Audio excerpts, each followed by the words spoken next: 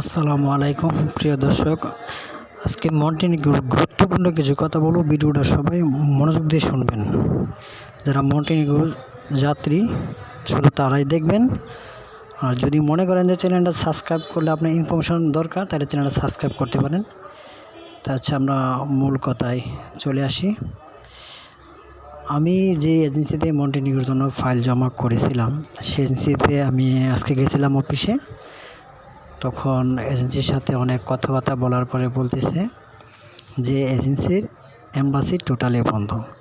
সেটা অবশ্যই ঠিক। আমি নিজেও গুগলে সার্চ দিছি, ওদের ওয়েবসাইটে ঢুকছি। ওয়েবসাইটে বলতে কি গুগলে সার্চ দিছি, তো ওখানে দেখছি ওদের ওই এম্বাসি ক্লোজ দেখাইতেছে, মানে বন্ধ। তো উনি বলছে যে 8 তারিখে খুলবে। তা আজকে হলো 8 তারিখ।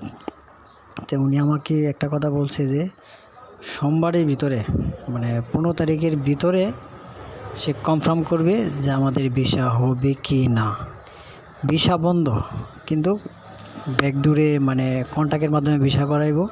জানি না সেটা কতটুকু পারবো কি জানি না, কিন্তু সেই কথা বলছে।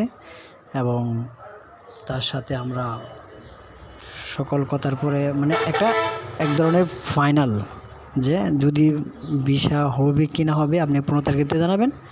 তারপর টাকা পয়সা যেভাবে লেনদেন করছি আমরা এমনও বলছি যে কিছু পার্সেন্টেজ কাইটে আমাকে পাসপোর্ট টাকা আপনি দিয়ে দিবেন, এবং কয় তারিখে টাকা দিবেন, কয় তারিখে কি ডেট বলেন। উনি ডেট বলে নাই, উনি বলছে যে 15 তারিখের ভিতরে ভিসা হবে কি না হবে এটা কনফার্ম করে জানায় দিব।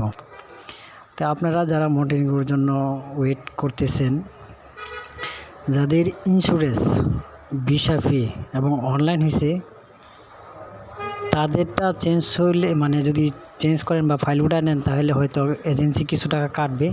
আর যাগর ইন্স্যুরেন্স, ভিসা ফি অনলাইন না হয়েছে, তাগর কোনো টাকার কাটার প্রশ্ন আসে না। যদি কেউ ফাইল উঠান তখন বলবে যে এটা করছি সেটা করছি, পারমিট আনছি। হ্যাঁ, পারমিট ওনার কাজের লাগে আনছে, তো উনি কাজ সাকসেস করতে পারে না, এটা ওনার ব্যক্তিগত বিষয়। তার জন্য আমি কেন টাকা কাটা যাবে। হ্যাঁ, যদি ভিসা ফি ওগুলো আরও যে আনুষ্ঠানিক যে কাজগুলো আছে এগুলো যদি হইতো তাহলে একটা বিষয় ছিল। আর ম্যাক্সিমাম লোক এখন মন্টিনিগ্রো থেকে ফাইল উঠে আনিছে আমার জানা মতে। আমি নিজেও তো অফিসে গেছিলাম, তো অনেকের সাথে দেখা হয়েছে, কথা হয়েছে। তাই মন্টিনিগ্রোর বিষয়ে যে আর জানতে চান কমেন্ট করবেন, আশা করি উত্তর দেওয়ার চেষ্টা করব। সবাই ভালো থাকবেন। আজকের মতো ভিডিও এখানেই শেষ।